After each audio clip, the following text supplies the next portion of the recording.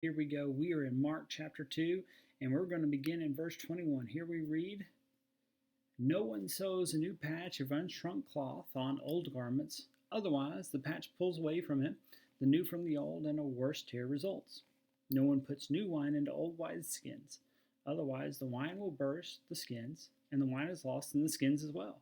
But one puts new wine into fresh wineskins." All right, now here's where we have to remember a key principle of understanding the Bible, and that is context is king.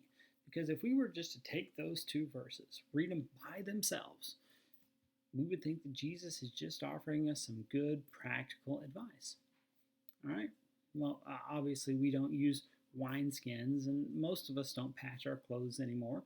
But hey, practical advice here. You want to use pre-shrunk cloth. Don't use an unshrunk cloth on pre-shrunk on an already shrunk old garment. Don't put new wine into old wineskins. That just doesn't work. But we got to keep in mind, remember, he's already been talking to them.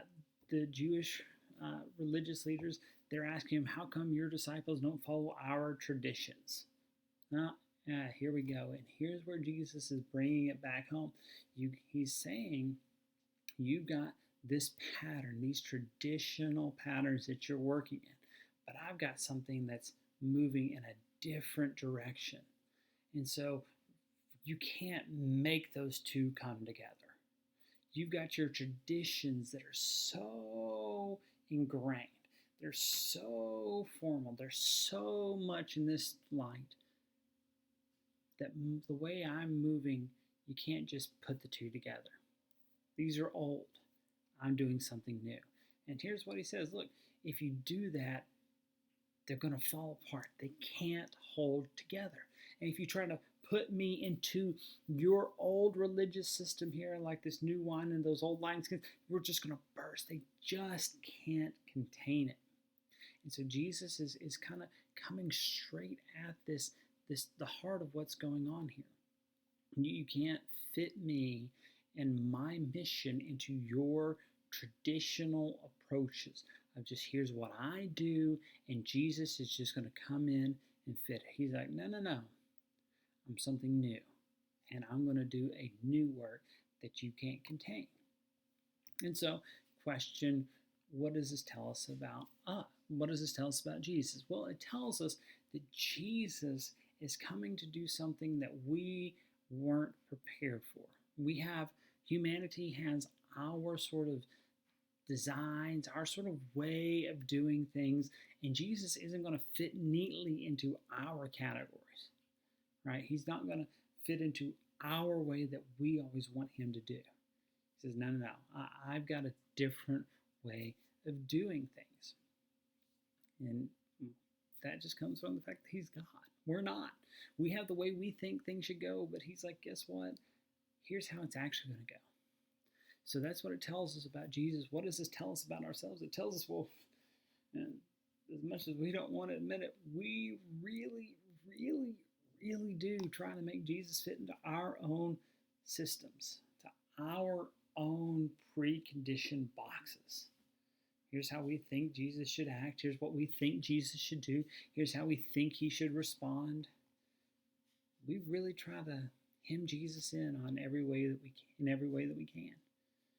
And he just isn't having it. And so the question we, again, have to ask ourselves, as we do every day, not just, okay, here's what the text means, but what does the text call me to do? How does this text call me to a new, deeper obedience?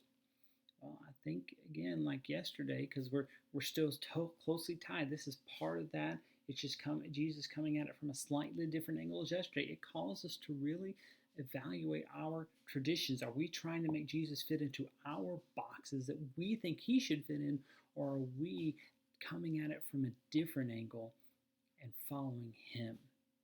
And so, that's one of those questions that we always have to ask, because we quickly fall into patterns and traditions. If we're not careful, we will elevate those traditions, the way we like things done, above the way Jesus actually is. And so we have to be careful, and we have to evaluate our hearts to make sure that the patterns we develop are consistent with Him. All right, well, guys, that's it. So much more we could dig into there. I encourage you go back through that passage, both sections, all the way beginning up there in verse 18, and just continuing to work through it. Think about it as a whole. All right, my time's up. Thank you so much. I will be praying for you, and I will see you back here tomorrow at noon.